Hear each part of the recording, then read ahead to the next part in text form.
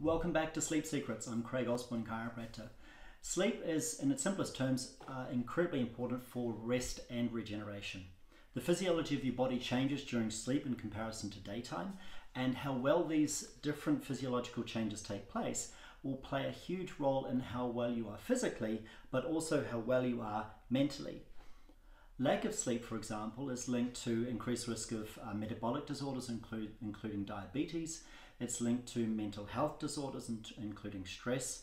And for example, the reason why you tend to sleep more when you're sick is because when you're sleeping, your body produces chemicals called cytokines. And cytokines are incredibly important in your immune system response and the potency of your immune system to fight off infection during that time. And that's why you sleep more.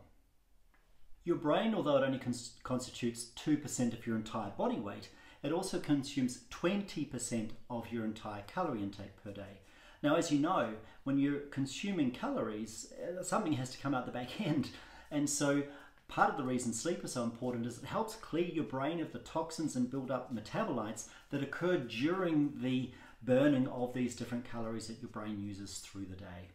If you're not sleeping well, then of course these things can accumulate. Now, Margaret Thatcher was quite famous for having slept perhaps only 4 or 5 hours a night, and even Trump says the same thing. Now, just because they do that doesn't mean that it's good. And there is a mountain of evidence that says the classic 7 to 8 hours a night sleep for the normal adult, so to say, is vital for your health and well-being. And before I go into that, I wanted to sort of cover the basics of the circadian rhythm, as it's called, and how those biological changes and the different components of that are integrated with each other, and the negativity of one feeds into the other, and so on and so forth. So appreciating how they're all interlinked, I think it's important to appreciate how much sleep is important for you. In essence, though, your sleep cycles, your circadian rhythm, this 24-hour cycle of physiological activity in your body, is driven by sunlight. The sun obviously is seen through your eyes, and that stimulates a specific part of your brain and your hypothalamus, and that causes the release of melatonin. And melatonin you've probably heard about before, but melatonin, when the level increases, it helps you sleep. When it drops off, you're more awake.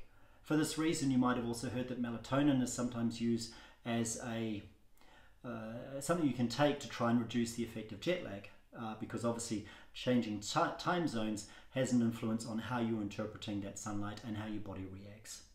So I've already mentioned melatonin. Another hormone that changes through the day and evening is testosterone. That happens in men and women. And testosterone is a growth hormone, so you can appreciate why those levels could be useful during the rest and regenerative process of sleep. The other really important hormone is called cortisol. Now, cortisol is a stress hormone. You produce it through the day, and it's at high levels through the day. Of course, if your environment, what you're hearing, what you're doing, and everything in your lifestyle is adding stress, then your cortisol levels are higher. It also helps burn energy, which some people see as a positive thing. Now, it means that when you go to bed, your cortisol levels need to come down. If they don't, then it's going to be very hard to fall asleep.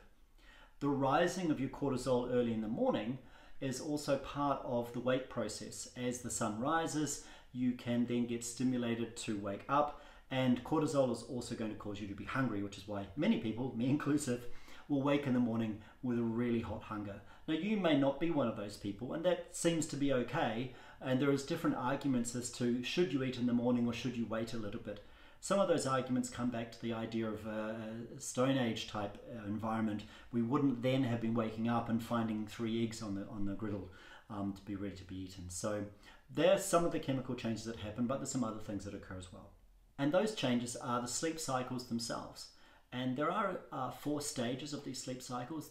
3 of them are called non-REM, or rapid eye movement, so no eye movement. And the other one is REM sleep, which you might have heard of. It's usually linked to dreaming. And so each of these stages are quite important. The first stage is just when you start getting drowsy. Stage 2 is where we spend most of our sleep. Stage 3 is the most restorative part of the sleep, they say. And when we get into the REM sleep itself, which is often where dreams occur, there's a very strong appreciation that this sleep is really important to help sort your memories out. It's how you get that mishmash of your day into some sort of memory storage in your brain. That doesn't mean you have to be dreaming to have REM sleep, but it's part of it. There's a whole lot of things that scientists know about sleep, and there's a whole bunch which they don't. And so a lot of this is just current understanding, which I'm just presenting to you now.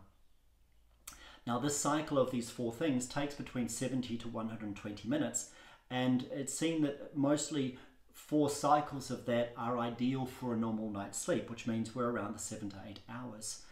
For all those people then that are cutting their day or night short, then you see how that's going to start causing problem. Now, some of you might be saying, well, I'm a night owl, I like staying up later, or you're the reverse like me, I'm a morning person, I like to go to bed relatively early. The important thing is that your sleep cycle needs to fit into that pattern.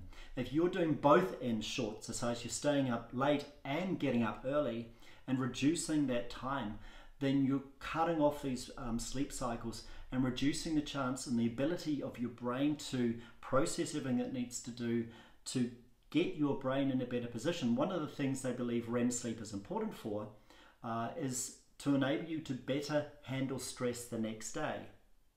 So if we go back to the cortisol stuff, if you are not handling stress the next day, your cortisol levels are high, you don't do anything before going to bed to help bring them down, so relaxing and that sort of thing. You go to bed and you can't sleep, and it just becomes a repetitive cycle. This also then has an impact on your mental state because you can start to get anxious and stressed, and it just feeds on itself. Not everyone of different age needs the same level of sleep. You'll be aware that babies sleep for an awful long time, but think about it. What are they doing? They're growing. They need that time. And as we get older, we do tend to need less. However, at the same time, we still need to be keeping within this sort of 7 to 8 hours, perhaps 6 is okay for some people. However, allowing your body to go through these different sleep cycles, stage 1 through 4, on a frequent basis is incredibly important, that your body has a chance to get to the next day rest and recovered. If you're cutting that shorter, or if you're not waking in a restful state, then each day becomes a stress for the next night. So that's really the basis of what sleep is all about. And so what we're going to go into from next time is looking at, well, what is it physically that's going to make a difference about how well you do sleep, so that all these processes can happen. So I look forward to seeing you in the next video. Share this, of course, if you want, and like it, and we'll catch up with you soon. Bye-bye.